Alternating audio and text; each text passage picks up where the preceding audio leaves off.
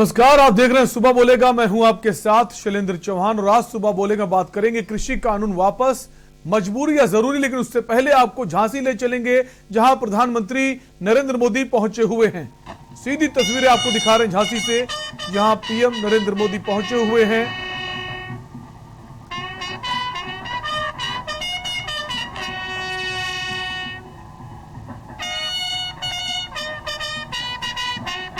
झांसी किले की ये तस्वीरें हैं।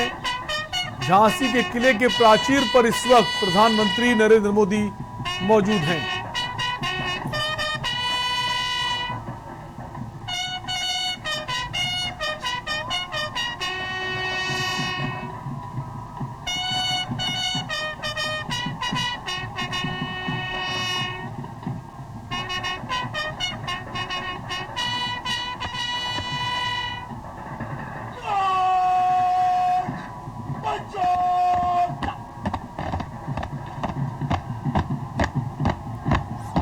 सेना के जवानों के द्वारा सलामी दी जा रही है प्रधानमंत्री जी को।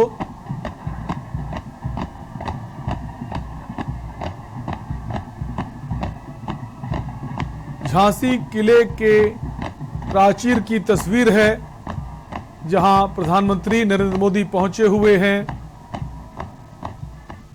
और सेना के द्वारा उन्हें सलामी दी गई।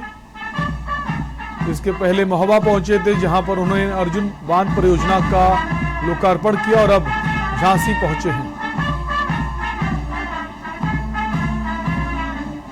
झांसी किले के प्राचीर की तस्वीरें हम आपको इस वक्त दिखा रहे हैं जहां प्रधानमंत्री नरेंद्र मोदी मौजूद हैं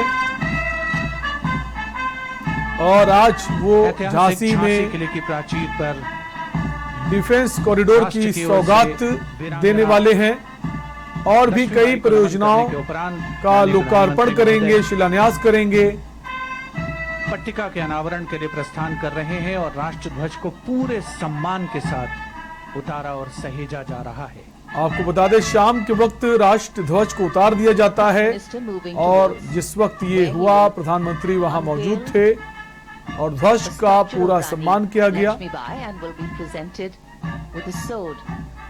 As a symbol of the honor and valor that women have exhibited.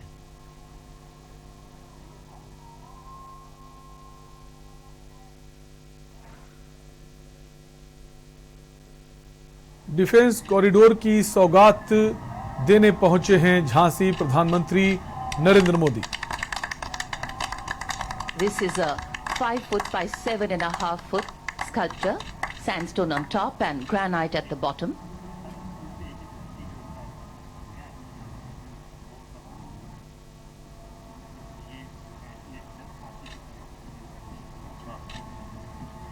माननीय प्रधानमंत्री महोदय, एनसीसी की बालिकाओं की 33 बालिकाओं की एक जो टुकड़ी है उसकी एक सदस्य से त्याग, बलिदान, शौर्य और साहस के प्रतीक तलवार ग्रहण कर रहे हैं।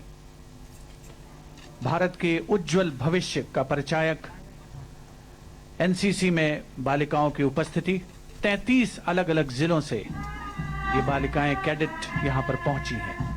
It's a proud moment for all these young girls and also for the Prime Minister. Bundele हर बोलों के मुंह हमने सुनी कहानी थी, खूब लड़ी मर्दानी वो तो झांसी वाली रानी थी। राष्ट्र का नमन वीरांगना महारानी लक्ष्मीबाई को। आपको बता दें, आज वीरांगना रानी लक्ष्मीबाई की जयंती है और इस मौके पर प्रधानमंत्री झांसी पहुंचे हैं। Now makes his way towards the main venue where the event will further take place. Defence industrial corridor की आधारशिला रखेंगे प्रधानमंत्री। डिफेंस कॉरिडोर की सौगात देने पहुंचे हैं। वहीं अटल एकता पार्क का उद्घाटन करेंगे प्रधानमंत्री। सीधी तस्वीरें आपको झांसी से दिखा रहे हैं। As we shared earlier with you, so we can't see the coppery hues of a setting sun. But man-made light, beautifully positioned, artistically done, lighting up the fort in all its glory.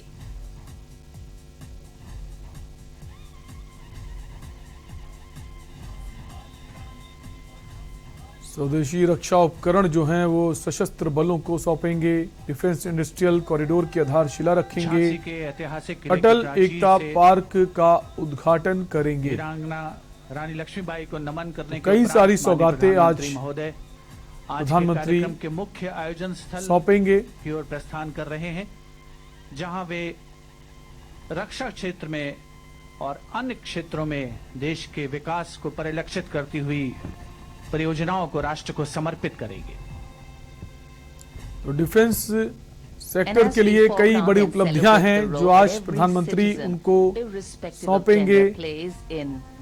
इसके अलावा और भी कई परियोजनाएं हैं जिसका उद्घाटन प्रधानमंत्री करेंगे। We also celebrate the increasing opportunities being given to women. Today, the nature of threats, those that may cause harm to the fundamentals of any nation, has expanded way beyond to just a threat to its boundaries. And that's why it's important that each one of us, in our own way, foreground India's safety and security.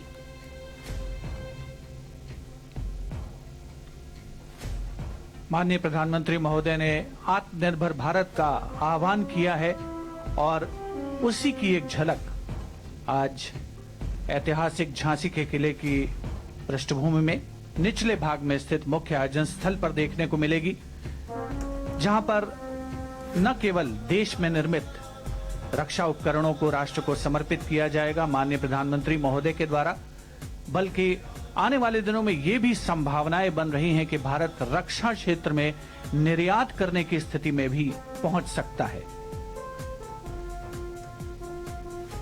And when we talk of Atmanirbhar Bharat, we know that we cannot be independent truly till the women in our country are brought forward in all the avenues to achieve,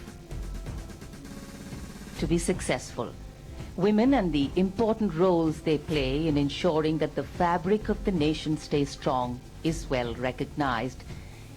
In present times, with different Supreme Court rulings and government policies, the opening up of different arms of the uniformed service for women, Sainik schools taking in girls for military training and education, and social and parental mindsets being more accepting and open about women in uniform, we celebrate women's contribution and achievements in defending the nation. माननीय प्रधानमंत्री श्री नरेंद्र मोदी का काफिला संतुलित रफ्तार में मुख्य आयोजन स्थल की ओर अग्रसर, ऐतिहासिक झांसी के किले से नीचे की ओर मंथर गति से आगे बढ़ता हुआ 15 अगस्त 2020 को यानी पिछले वर्ष माननीय प्रधानमंत्री महोदय ने स्वाधीनता दिवस पर लाल किले से अपने संबोधन में एनसीसी के सीमांत और तटीय क्षेत्रों में विस्तार की बात कही थी। आज रानी लक्ष्मीबाई के 193वीं जयंती के अवसर पर आयोजित विशेष समारोह में 100 नए को एजुकेशनल सैनिक स्कूल्स बनाने की भी माननीय प्रधानमंत्री महोदय आधिकारिक घोषणा करेंगे। ये सभी स्कूल अगले 2 वर्षों के दौरान निजी क्षेत्र, स्वयंसेवी संस्थाओं और राज्य सरकारों के सहयोग से विकसित किए जाएंगे।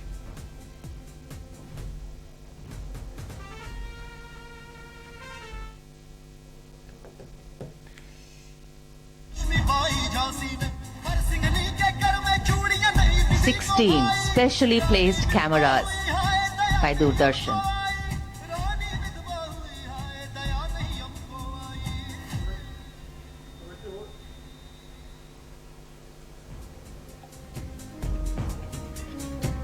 To give you the best views, the best shots. 16 cameras, our expert cameramen positioned.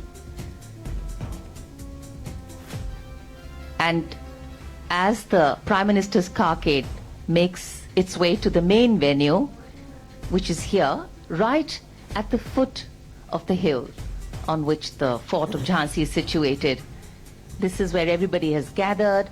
The Prime Minister will be coming here, will address the gathering, will inaugurate many more schemes, all helping us become more self-reliant.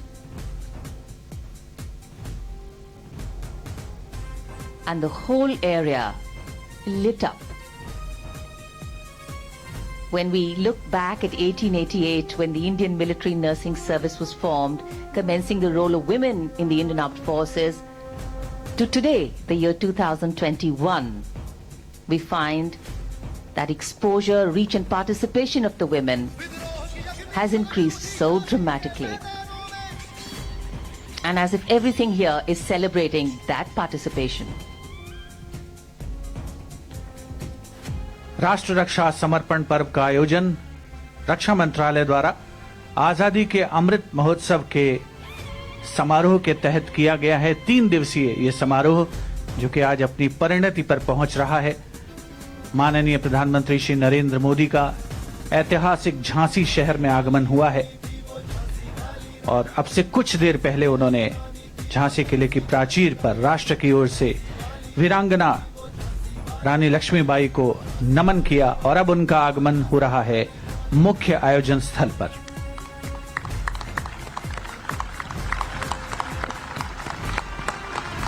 देवियों और सज्जनों, जैसा कि आप देख सकते हैं, हमारे अपने देश के प्रधान सेवक यशस्वी प्रधानमंत्री माननीय नरेंद्र मोदी जी मंच पर पधार चुके हैं।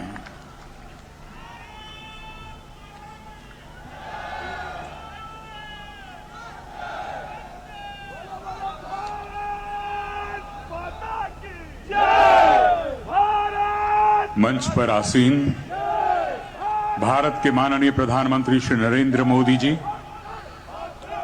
उत्तर प्रदेश की माननीय राज्यपाल महामहिम श्रीमती आनंदीबेन पटेल जी, भारत के माननीय रक्षा मंत्री श्री राजनाथ सिंह जी, उत्तर प्रदेश के आदरणीय मुख्यमंत्री श्री आदित्यनाथ योगी जी, भारत के आदरणीय रक्षा राज्य मंत्री श्री अजय भट्ट जी, एमएसएमई राज्य मंत्री आदरणीय श्री भानु प्रताप सिंह वर्मा जी, हमारी इसी झांसी का बतौर सांसद प्रतिनिधित्व करने वाले आदरणीय श्री अनुराग शर्मा जी और इस समारोह में पधारे सभी देवियों और सज्जनों का मैं शम्मी नारंग अपनी सहयोगी होस्ट गीतिका गंजू के साथ आप सभी का राष्ट्र रक्षा समर्पण पर्व में हार्दिक अभिनंदन करता हूं। नमस्कार।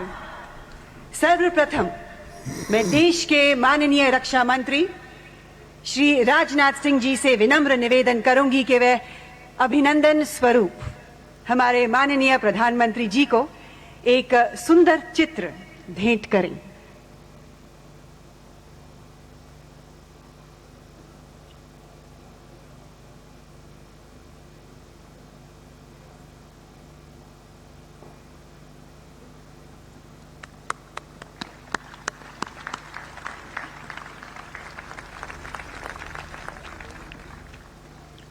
और अब मैं उत्तर प्रदेश के माननीय मुख्यमंत्री योगी आदित्यनाथ जी से अनुरोध करूंगा कि हार्दिक अभिवादन स्वरूप हमारे सबके प्रिय श्री नरेंद्र मोदी जी को एक उतना ही खूबसूरत ब्रास स्टैचू भेंट करें।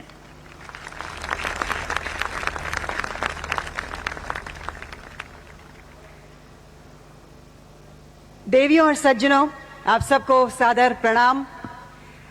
झांसी की ऐतिहासिक धरती पर मैं गीतिका गंजू आप सभी महानुभावों का हार्दिक स्वागत करती हूं, हार्दिक अभिनंदन करती हूं। आज का ये दिन इस धरती की मिट्टी की तरह ऐतिहासिक है।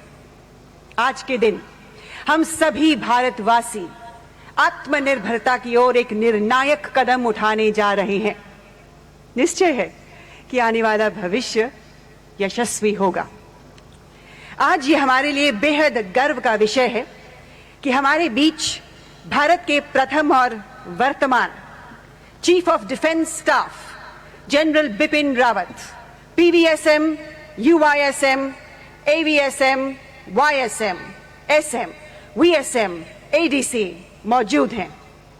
पूरी विनम्रता के साथ आप जैसे सक्षम और कुशल सर्वोच्च सैन्य अधिकारी से मैं निवेदन करूंगी कि आप स्वागत भाषण दें। सम्माननीय जनरल बिपिन रावत जी।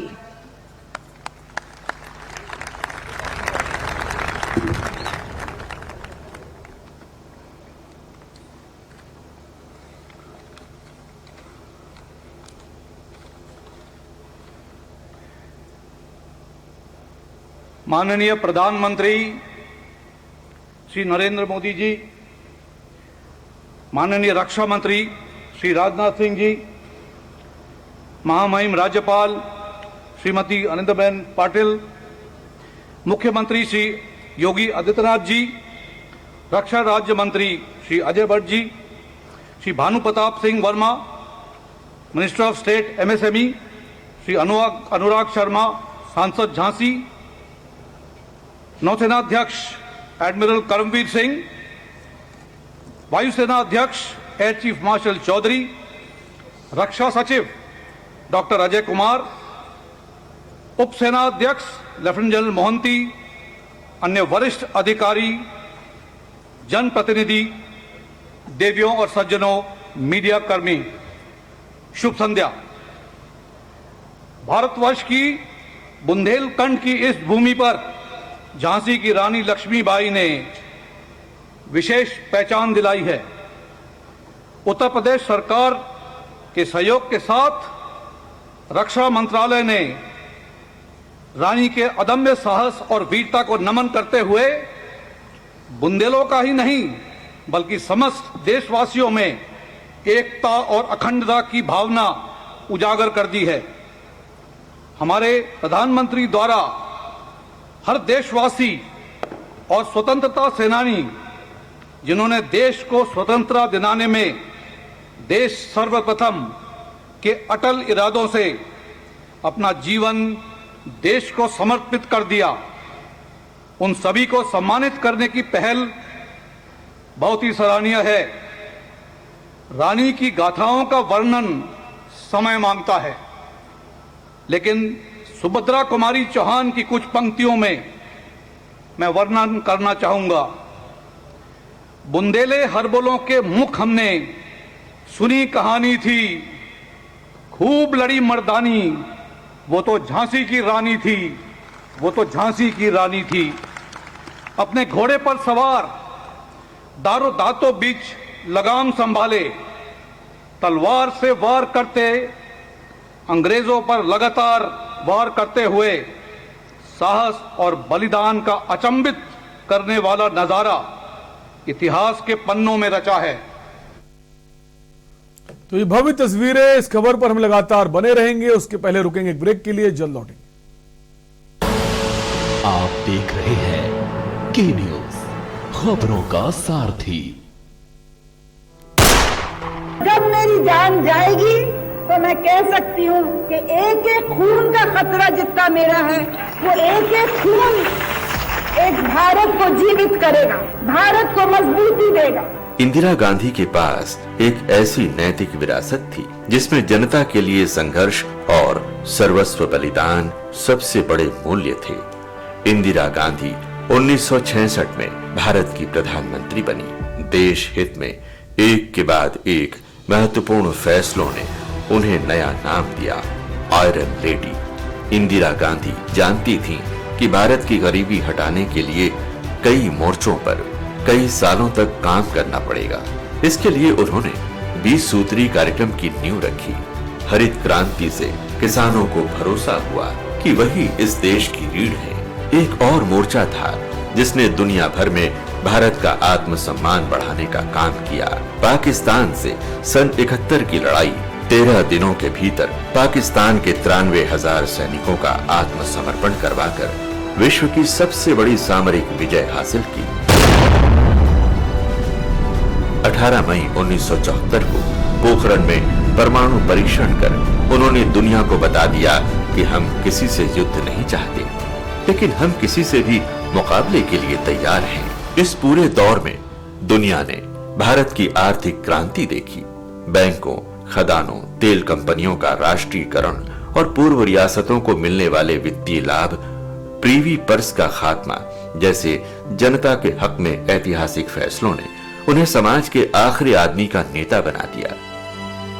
उनकी सोच एक संपन्न और सुदृढ़ भारत की संकल्पना सदियों इस देश में धड़कती रहेगी।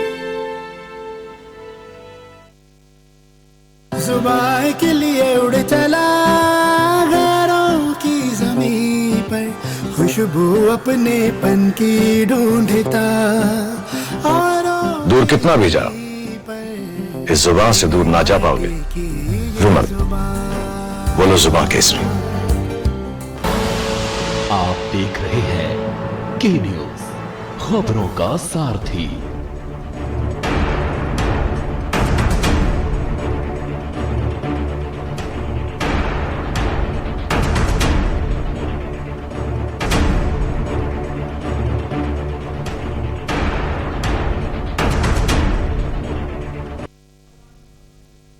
ब्रेक के बाद आपका स्वागत है। आप देख रहे हैं सुबह बोलेगा और आज सुबह बोलेगा बात करेंगे कृषि कानून वापस, मजबूरी या जरूरी।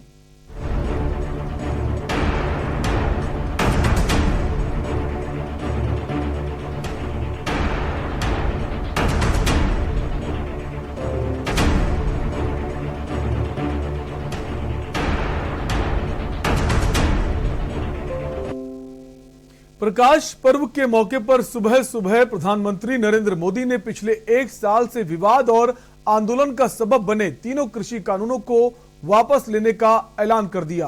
प्रधानमंत्री ने कहा, हमारी तपस्या में कोई कमी रह गई होगी, कुछ किसान भाइयों को नहीं समझ आ पाए। गुरु नानक जी का पवित्र प्रकाश पर्व है, किसी को दोष देना ठीक नहीं।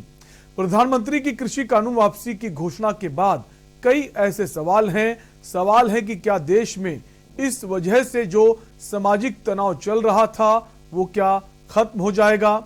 क्या संसद में सरकार ये समझाने में कामयाब होगी कि उसने कृषि कानूनों का वापस लेने का फैसला क्यों लिया? क्या किसान इसके बावजूद आंदोलित रहने के मूड में रहेंगे?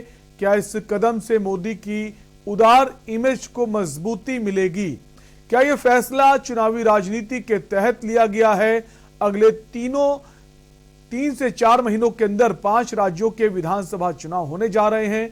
इनमें यूपी, पंजाब और उत्तराखंड में इन कानूनों का खास असर देखा जा रहा था। पिछले 2-3 महीनों से चुनाव की तैयारियों को लेकर बीजेपी में जो मंथन बैठकें चल रही हैं, उसमें इन कानूनों से नुकसान की आशंका जताई जा रही थी। ऐसे में क्या कृषि कानून वापसी का फैसला मजबूरी है या जरूरी? इन सारे सवालों पर आज बात करेंगे अपने सुबह बोलेगा कार्यक्रम में। लेकिन उसके पहले आपको सुनाते हैं कि आज पीएम मोदी ने देश के नाम संबोधन में क्या कुछ कहा। किसानों के हित की बात हम अपने प्रयासों के बावजूद कुछ किसानों को समझा नहीं पाए। भले ही किसानों का एक वर्ग ही विरोध कर रहा था, लेकिन फिर भी यह हमारे लिए महत्वपूर्ण था। कृषि अर्थशास्त्रियों ने, वैज्ञानिकों ने, प्रगतिशील किसानों ने भी उन्हें कृषि कानूनों के महत्व को समझाने का भरपूर प्रयास भी किया। हम पूरी विनम्रता से, खुले मन से उन्हें समझाते रहे। मेहनत में पहले भी कोई कमी नहीं की थी। आज मैं आपको विश्वास दिलाता हूं कि अब और ज्यादा मेहनत करूंगा ताकि आपके सपने साकार हो सके। तो प्रधानमंत्री के इस ऐलान के बाद कांग्रेस की यूपी प्रभारी राष्ट्रीय महासचिव प्रियंका गांधी वाड्रा का क्या कुछ कहना है, वो भी आपको सुनाते हैं। नहीं बोले, एक बार आप बॉर्डर पे नहीं गए, एक बार किसानों से मिलने नहीं गए, एक बार बातचीत नहीं की। जहां हत्याएं हो रही हैं वहां भी नहीं गए आप, इतना पास आकर नहीं गए। तो आज अचानक क्या हो गया है? स्पष्ट है चुनाव आ रहा है, चुनाव पास आएगा तब हम धूमधाम से इसको करेंगे। अभी क्यों नहीं करते? उनका स्टैंड बिल्कुल सही है, क्योंकि जब इस सरकार की नीयत पर भरोसा नहीं किया जा सकता। आंदोलन किसानों का था, किसानों का है। अपने हक की लड़ाई किसान लड़े हैं, शहीद किसान हुए हैं। तो मुझे नहीं लगता कि किसी भी राजनीतिक पार्टी को इसका श्रेय लेने की कोशिश भी करनी चाहिए, वो उचित नहीं है। किसानों का ये आंदोलन है, हम सब किसानों का समर्थन हम सब ने किया, हम सब उनके साथ डटे रहे, हम सब उनके साथ खड़े रहे। लेकिन जिसका आंदोलन है, जिसने किया है, उसी का श्रेय। और तीनों कृषि कानून वापस लेने के फैसले के बाद सपा सुप्रीमो अखिलेश यादव का क्या कुछ कहना है, आपको वो भी सुनाते हैं। तीनों काले कानून वापस लिए गए हैं। काले कानूनों की वापसी अहंकार की हार है। ये किसानों की जीत है, लोकतंत्र की जीत है। जनता इन्हें माफ नहीं करेगी। इन्हें साफ करने का काम जनता करेगी आने वाले समय में। जबरदस्ती थोपे गए 3 नए कृषि कानूनों की वापसी को लेकर काफी लंबे समय से अर्थात लगभग 1 वर्ष से सर्दी, गर्मी व बरसात आदि की मार झेलते हुए अपने आंदोलन पर डटे रहने व उनमें से कुछ किसानों के शहीद भी हो जाने का बलिदान अंत में रंग लाया और केंद्र सरकार ने उन विवादित कानूनों को अति देर से वापस लेने की घोषणा। तो ऐलान तो हो गया है, लेकिन उधर राजनीति भी तेज हो गई है, किसानों में खुशी भी है, लेकिन जो किसान हैं उनका अभी ये कहना है अभी वो आंदोलन करते रहेंगे। इसी पर बात करेंगे। कुछ खास मेहमान हमारे साथ जुड़ेंगे। हमारे साथ राजेश यादव प्रदेश सचिव हैं सपा से, वो जुड़ेंगे। इसके अलावा रोशनी कुशल जायसवाल कांग्रेस पार्टी की प्रवक्ता है, वो भी जुड़ेंगे। इसके अलावा आलोक वर्मा बीजेपी प्रवक्ता है, वो भी जुड़ेंगे। आप सभी मेहमानों को बहुत बहुत स्वागत है। आपसे हम चर्चा को आगे बढ़ाएंगे, लेकिन उससे पहले रुकेंगे एक ब्रेक के लिए। आप देख रहे हैं के न्यूज, खबरों का सारथी। भैया भैया, हाँ यूं बताओ जरा, चैन की बंसी बजाना तो सुने रहे। हाँ, चैन का रेडियो बजा रहे हो। कहा है भैया, जब मन बहुत खुश होता है तो संगीत अपने आप फूटने लगता है। और फूटे भी कहा है ना भाई, कोई है जो हम किसानों के लिए अच्छा सोच रहा है। कहा है भैया कि पहले किसान करता था हाय हाय, और अब खेती किसानी की हर समस्या को बाय बाय। अंग्रेजी और क्या। अरे भाई, ये सरकार हवा हवाई बातें नहीं करती, जो कहती है वो करती है, और जो नहीं कहती वो तो डेफिनेटली करती है। आप भी सुनिए। किसानों के 36,000 करोड़ रुपए का ऋण माफ, गन्ना किसानों को 1.45 लाख करोड़ रुपए से अधिक गन्ना मूल्य का भुगतान, एमएसपी में दोगुना तक वृद्धि, 435 लाख मीट्रिक टन खाद्यान्न की सरकारी खरीद में किसानों को 79,000 करोड़ रुपए का भुगतान, प्रधानमंत्री किसान सम्मान निधि योजना में 37,521 करोड़ रुपए हस्तांतरित, 2,376 करोड़ रुपए की क्षतिपूर्ति, 4,72,000 करोड़ रुपए फसली ऋण का भुगतान, 2,151 करोड़ रुपए अनुदान राशि किसानों को मिली। याद रखना भाइयों, जो है गुमराह करते वो नहीं है किसानों के यार। जिसने दिखाई विकास की राह, वही है अपनी सरकार, योगी सरकार, किसानों की सरकार। सोच ईमानदार, काम दमदार। खुदी को आजमाया है तो ये अंदाज आया है, खुदी को आजमाया है तो ये अंदाज आया है। तुम में भी मैं हूं, शुद्ध प्लस पान मसाला। आप देख रहे हैं के न्यूज, खबरों का सारथी।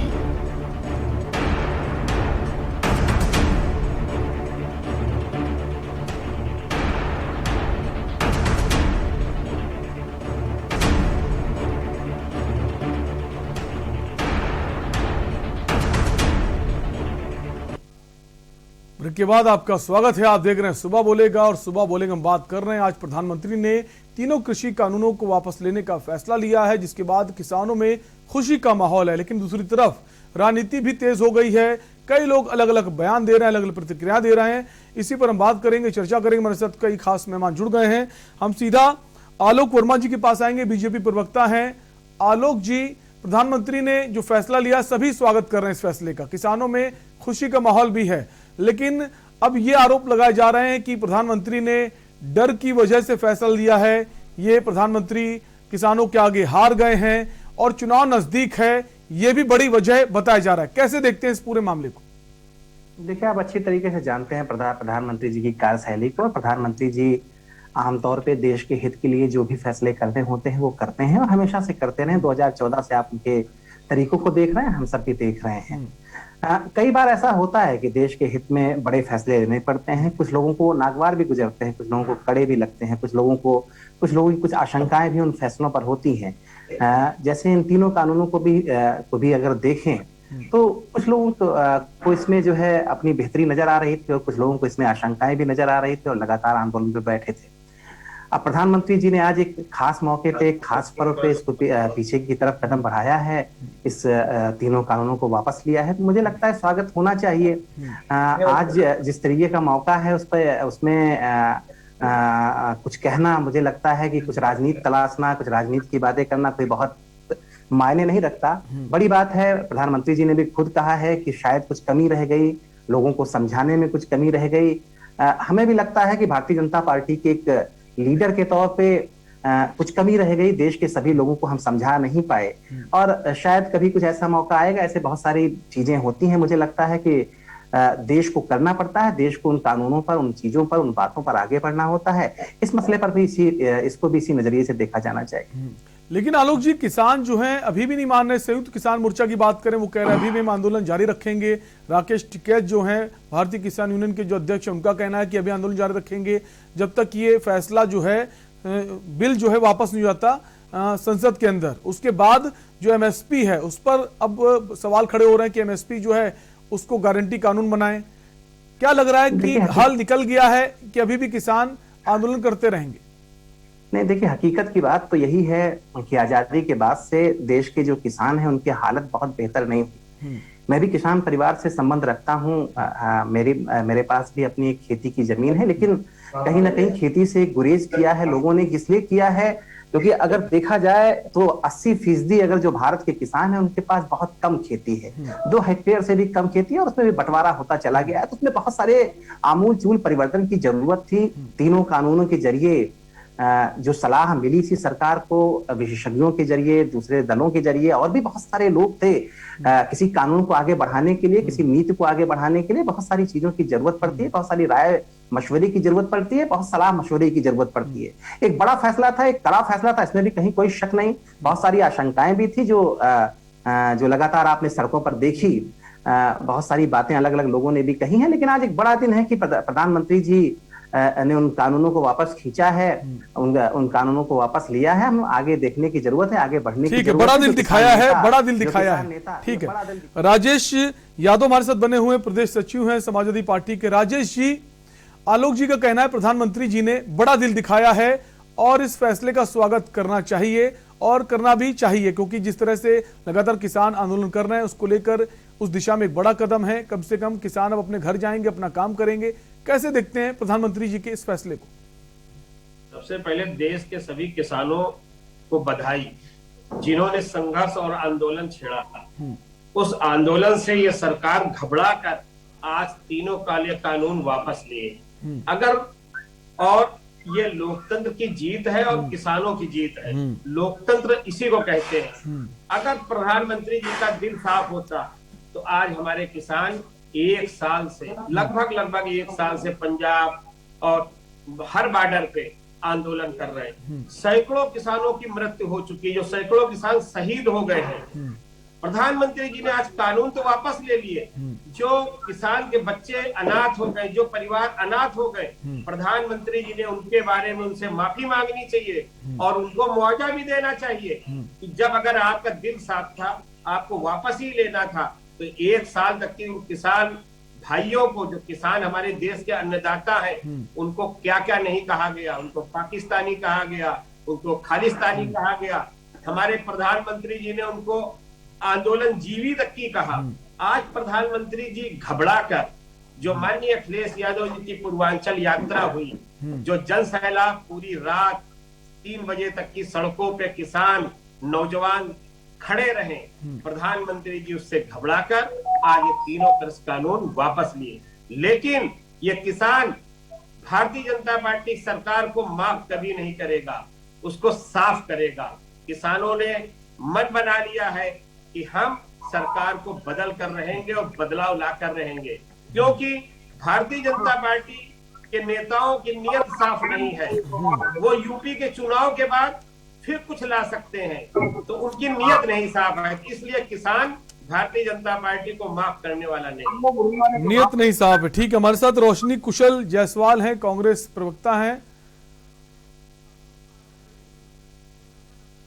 रोशनी जी, अब प्रियंका गांधी वाड्रा का कहना है कि चुनाव नजदीक आ गए हैं, जैसा कि सब जानते हैं, इस वजह से फैसला लिया गया है। कैसे देखती हैं इस फैसले को? सबसे पहले भाजपा के प्रवक्ता ने कहा कि वो किसान के परिवार से हैं और किसान परिवार से ताल्लुक रखते हैं। तो मैं पूछना चाहती हूँ कि जब भाजपा के नेताओं ने, भाजपा के प्रवक्ताओं ने नेशनल डिबेट्स पर आके कहा कि गाजीपुर बॉर्डर पर, सिंधु बॉर्डर पर वो किसान नहीं, वो खालिस्तानी हैं, वो आतंकवादी हैं, यहाँ तक कि हमारे देश के प्रधानमंत्री जो भाजपा से हैं उन्होंने भी कहा कि वो आंदोलन जीवी हैं, तो आज वो अचानक से किसान कैसे हो गए? वो आज हमारे देश के अन्नदाता कैसे हो गए? आपका दिल नहीं दुखा जब उन्हें आतंकवादी कहा जा रहा था, उन्हें खालिस्तानी कहा जा रहा था? उस समय आप कहाँ थे? उस समय आप किसान परिवार से थे या नहीं थे? ठीक है, जवाब लेंगे आलोक जी से इस बात का कि पहले जब उनको आंदोलन जीवी कहा जा रहा था, खालिस्तानी कहा जा रहा था, तब बीजेपी के नेता कहां थे? आज वो कह रहे हैं कि नहीं, किसान है, अन्नदाता हैं, इसलिए हमने ऐसा फैसला लिया। आप सभी मेहमान हमारे साथ बने रहिए, एक ब्रेक के लिए रुकेंगे, फौरन लौटेंगे। आप देख रहे हैं के न्यूज, खबरों का सारथी। जुबान के लिए उड़ चला गैरों की जमीन पर, खुशबू अपने पन की ढूंढता और दूर कितना भी जा, इस जुबान से दूर ना जा पाओगे। रुमल, बोलो जुबान केसरी। 100 में 90 आदमी पड़ता है। चाहते अब की बात सफल सरकार। योगी मोदी का नहीं है तोड़ दुनिया में, यही है शोर दुनिया में। विनाशकारी सरकार नहीं चाहिए जो लोगों का रोजगार छीने। काफी विकास हुआ, तो सरकार कोई भी हो जो गरीबों का हमदर्द हो वही बेहतर है। मोदी भोपड़ी आदमी है, आना बीजेपी को ही है। अब की पूरी खुराक दे देंगे हम उत्तर प्रदेश में। सरकार योगी जी की ही आनी है। कोई नहीं बात करता, क्या न्यूज करता है।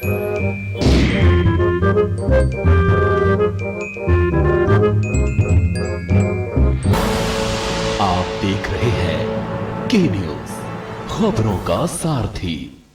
के बाद आपका स्वागत है। आप देख रहे हैं सुबह बोलेगा और हम बात कर रहे हैं आज 3 कृषि कानूनों को वापस लेने का जो प्रधानमंत्री जी ने फैसला लिया है, उसको लेकर किसानों में खुशी का माहौल है, लेकिन राजनीति भी तेज हो गई। अलग अलग पार्टियों के जो बड़े बड़े नेता हैं वो अब अपनी अपनी प्रतिक्रिया दे रहे हैं। इसी पर हम चर्चा कर रहे हैं। हमारे साथ कई सारे खास मेहमान हैं। एक और खास मेहमान हमारे साथ जुड़ गए हैं, राम निवास जी जुड़ गए हैं, राष्ट्रीय अन्नदाता यूनियन के अध्यक्ष हैं। राम निवास जी, स्वागत है आपका हमारे कार्यक्रम में।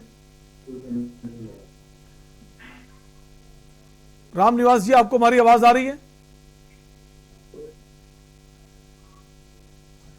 राम निवास जी तक शायद हमारी आवाज नहीं पहुंच रही है। हम चाहेंगे आप अपने फोन को अनम्यूट कर दें सर।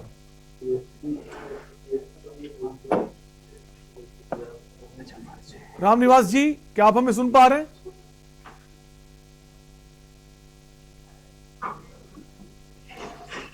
हम वापस आएंगे राम निवास जी के पास, उससे पहले हम जी, आवाज आ गई आपकी? जी, राम निवास जी, प्रधानमंत्री जी ने बड़ा ऐलान किया है। आज एक अच्छा दिन था, गुरु पर्व था, और उस ऐलान के बाद भी अगर संयुक्त किसान मोर्चा की बात करें तो उसका कहना है कि अभी हम आंदोलन खत्म करने वाले नहीं हैं, हमें सरकार पर भरोसा नहीं है जब तक ये कानून संसद में वापस नहीं हो जाता। और अगर भारतीय किसान यूनियन की बात करें, उनका भी कहना है आंदोलन जारी रहेगा। और एमएसपी को लेकर अब वो कह रहे हैं हम बात अपनी मनवाएंगे, एमएसपी को लेकर कि एमएसपी जो है सभी फसलों पर मिलनी चाहिए और एमएसपी पर सारी खरीदी होनी चाहिए। क्या किसान अभी भी सड़कों पर बने रहेंगे या फिर वो अपने घर जाएंगे? अब बड़ा सवाल इस पर है।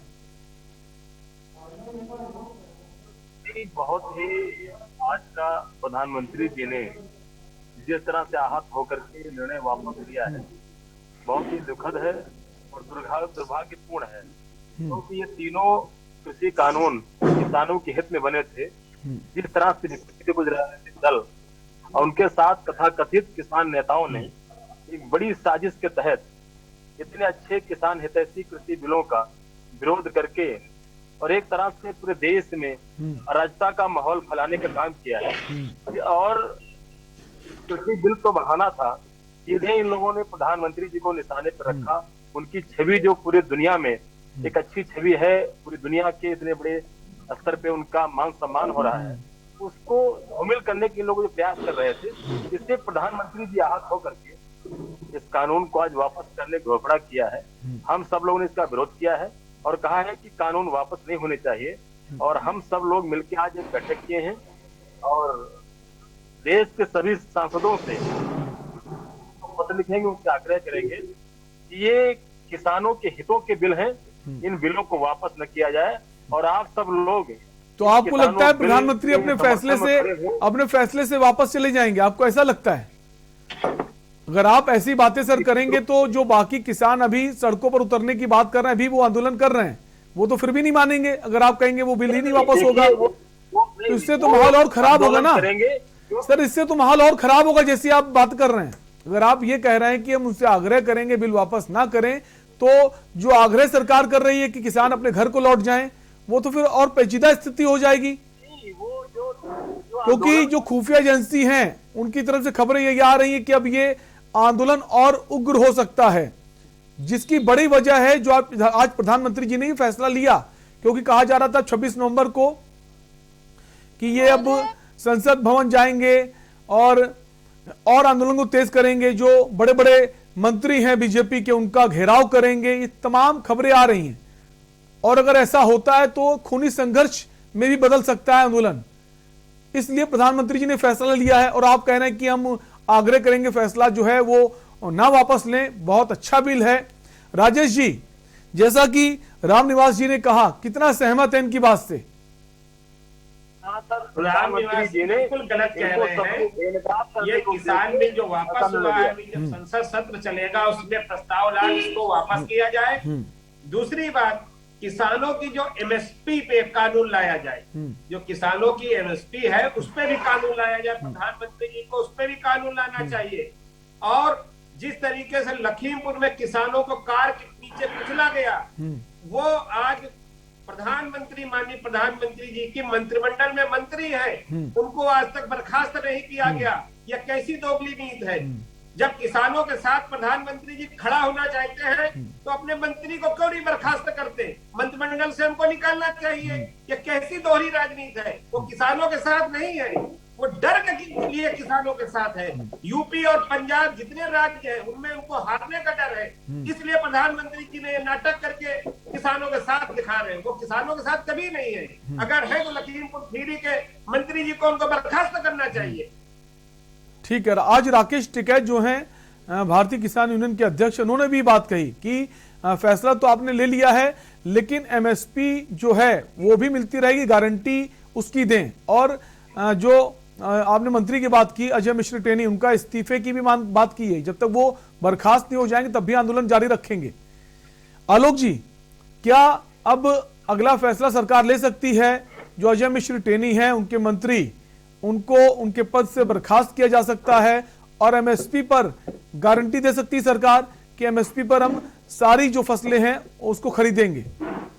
देखिए, बहुत सारे लोगों को मैं सुन रहा था, बहुत सारे साथी हमारे बैठे थे, कांग्रेस के साथी थे, समाजवादी पार्टी के साथी थे। उन्हें एक अच्छा मौका लग रहा है, सियासत का मौका लग रहा है। ये नहीं देख रहे हैं कि देश किस दिशा में जा रहा है और निश्चित रूप से जो सत्ता में होता है उसकी जिम्मेदारी देश को आगे बढ़ाने की होती है। मैं तो इतना कहूंगा, एक जिगर मुरादाबादी का शेर है, उनका जो फर्ज है वो अहले सियासत जाने, मेरा पैगाम मोहब्बत है जहां तक पहुंचे।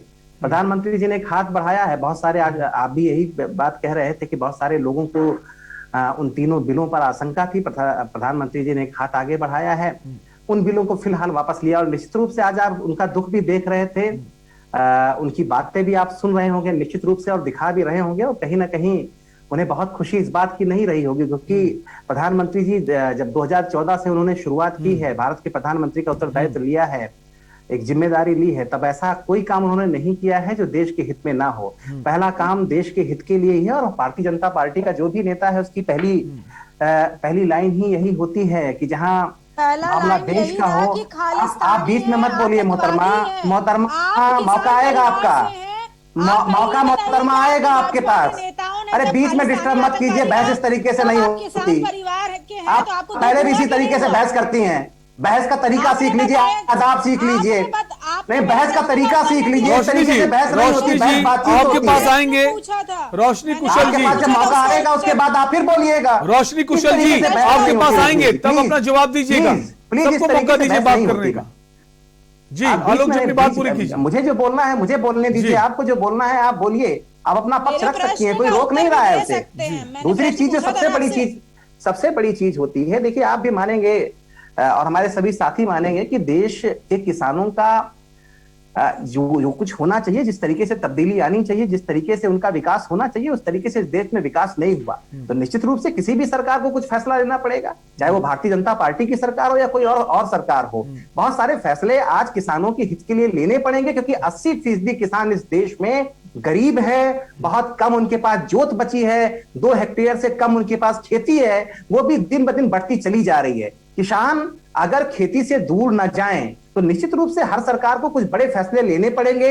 उपभोक्ताओं को, कारोबारियों को किसानों की तरफ देखने को मजबूर करना पड़ेगा, साथ लाके जुटाना पड़ेगा। निश्चित रूप से प्रधानमंत्री जी ने वही करने की कोशिश की थी।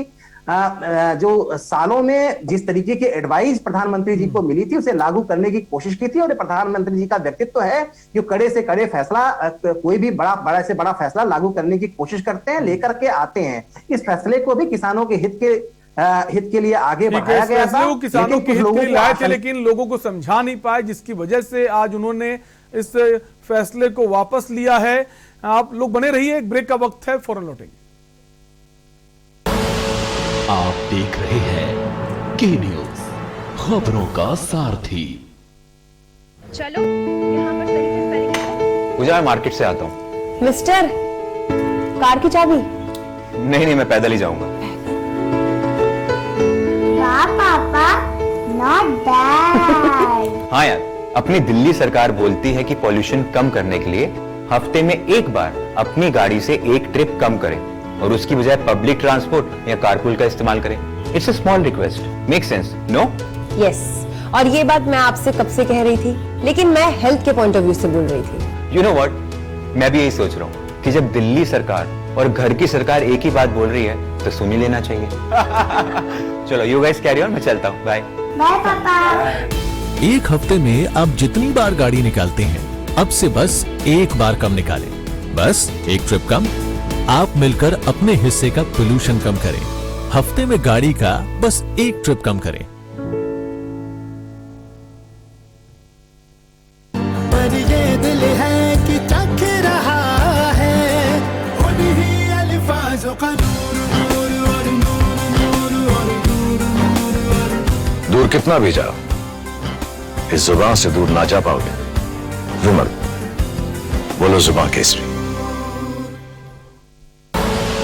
आप देख रहे हैं के न्यूज, खबरों का सारथी। ब्रेक के बाद आपका स्वागत है। आप देख रहे हैं सुबह बोलेगा और हम बात करें प्रधानमंत्री जी के जो फैसला है कि जो 3 कृषि कानून है उसको वापस लेने के बाद जो लोगों में अलग अलग प्रतिक्रियाएं आ रही हैं। एक तरफ किसान खुश भी हैं, लेकिन दूसरी तरफ किसानों का कहना अभी हम अपना आंदोलन जारी रखेंगे। इसी पर हम बात करें, हमारे साथ कई खास मेहमान बने हुए हैं। हम रामनिवास जी के पास आएंगे, राष्ट्रीय अन्नदाता यूनियन के अध्यक्ष हैं। रामनिवास जी, ऐसा आप कह रहे हैं कि आप लोग आग्रह करेंगे सरकार से कि इस कानून को वापस ना ले, कानून बहुत अच्छा है, तो क्या आप लोग ये आग्रह नहीं करेंगे कि एमएसपी को लेकर गारंटी दे सरकार कि एमएसपी पर सारी खरीदारी हो जो अनाज है उसकी, या फिर हम मानते हैं एमएसपी पर खरीदारी होती है? 1.5 साल पहले कानून लागू हुआ, तब से लगातार एमएसपी पे खरीद हो रही है और पिछले 2 सालों 3 सालों में करीब एमएसपी 2 गुना ज्यादा बढ़ाई गई है। जब इन कानूनों में एमएसपी का कोई जिक्र नहीं, एमएसपी जैसे है वैसे चल रही। सर, कितनी खरीदारी होती है एमएसपी पे? कितने फीसदी खरीदारी होती है एमएसपी पे?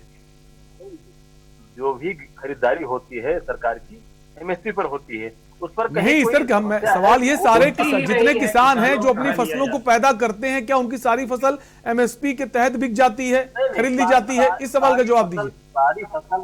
सारी फसल नहीं खरीदी जाती है, तो सारी फसल खरीद लेंगे तो बाकी लोग व्यापार क्या करेंगे? बाकी लोग क्या व्यापार करेंगे? खाली किसानों का अन्न खरीद जाए उसके बाद बाकी लोग क्या करेंगे? नहीं, कुल मिलाकर किसानों को अगर फायदा पहुंचता है सर, किसानों को अगर फायदा पहुंचता है तो किसानों के हित में कदम उठाना चाहिए। आप सारी जो फसल है वो खरीदिए, आप उसको बेचिए, किसान सबके पास क्यों जाए बेचने के लिए? मैं तो उससे कहना चाहता हूँ, कानून नहीं काले हैं, उन लोगों के दिल काले हैं, क्योंकि जो किसानों के हित नहीं चाहते हैं। श्रद्धेय महेंद्र कानून नहीं काले हैं तो प्रधानमंत्री ने क्यों वापस लिया? प्रधानमंत्री जी का दिल काला होगा।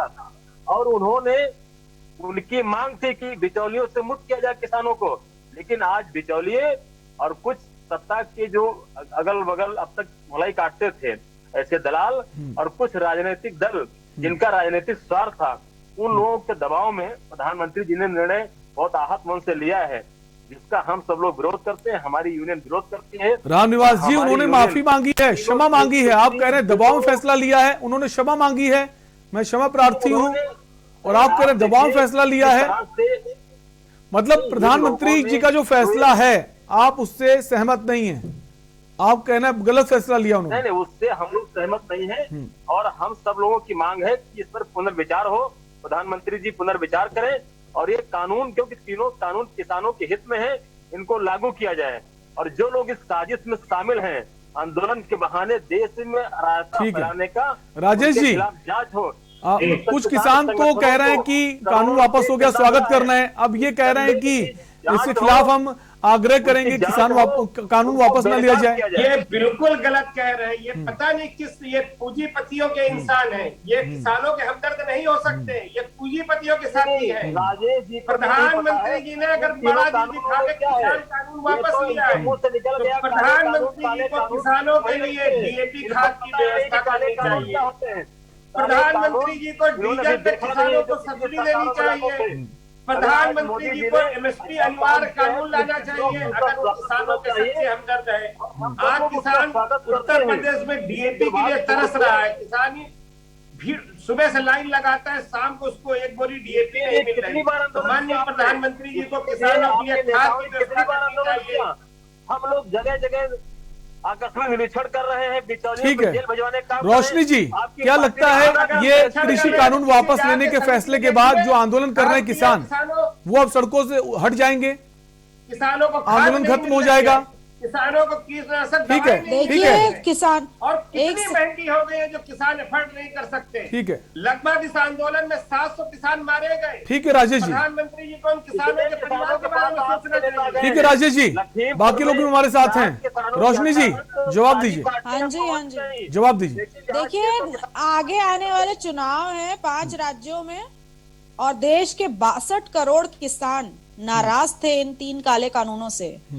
पिछले 1 साल से आंदोलन चल रहा था, गांधीवादी तरीके से हमारे देश के किसान आंदोलन कर रहे थे। और उसके बाद एक्सक्यूज मी, आपको नॉलेज है क्या कि कितने किसान हैं? 62 करोड़ किसान नहीं है, कितने हैं? आप बताइए, मुझे जानकारी है कि 62 करोड़ किसान हैं, आपको जानकारी नहीं है। जो किसानों को आप किसान नहीं बोल रहे हैं, आप बोल रहे हैं कि वहाँ पे किसान नहीं बैठे, वहाँ पे आतंकवादी बैठे, वहाँ पे खालिस्तानी बैठे, तो आप मुझे मत बताइए कि वो किसान है, कितने किसान है। आपकी पार्टी काम कर रही है भैया, पहले आप अपने गिरबान में झांकिए कि आप किसानों को खालिस्तानी बोल रहे हैं, अभी भी आप बोल रहे हैं कि वहाँ पे किसान नहीं बैठे हैं, वो आंदोलन करने वाले आंदोलनजीवी हैं। अभी आपने नेशनल न्यूज चैनल पे बोला है ये बात, और अब मुझे बोल लेने दीजिए। आप जो भी बोल रहे हैं वो गलत ही बोल रहे हैं, मुझे पूरी बात कर लेने दीजिए। ऐसे लोगों को ठीक है रामनिवास जी, रामनिवास जी आपकी बात, आपने अपनी बात पूरी कर दी है। ठीक है, रोशनी जी अपनी बात पूरी कीजिए, समय का भाव। मंत्री जी इन 3 काले कानूनों को वापस ले रहे हैं। सबसे पहले प्रश्न तो मेरा ये है कि अगर गलत था 3 काले कानून तो लाए क्यों गए, और दूसरा प्रश्न ये है कि अगर सही थे तो हटा क्यों रहे हैं। लेकिन रोशनी जी, जैसा कहा जाता था ये अहंकारी सरकार है, अपना जो फैसला लेती है उसके बाद वो फैसला वापस नहीं लेती, तो अब ये तो नहीं कह सकते आप लोग की सरकार अहंकारी है। अगर कोई फैसला गलती से हो गया है तो वापस ले लिया गया है।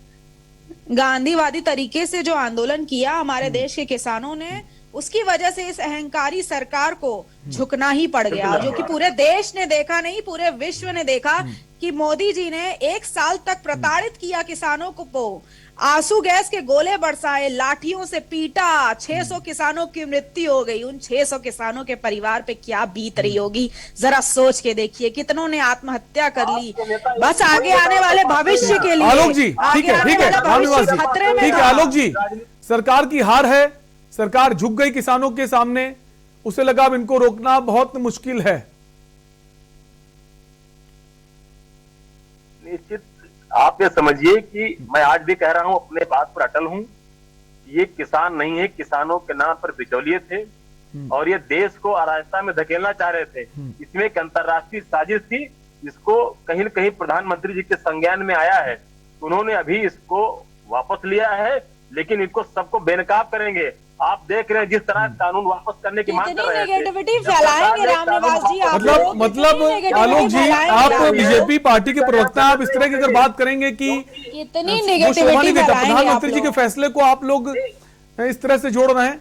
फिलहाल आप सभी मेहमानों को बहुत बहुत शुक्रिया इस चर्चा में जुड़ने के लिए। तो हम सुबह बोलेंगे बात कर रहे थे आज 3 कृषि कानूनों को लेकर जो प्रधानमंत्री ने अपना फैसला सुनाया। एक तरफ किसानों में खुशी का माहौल है,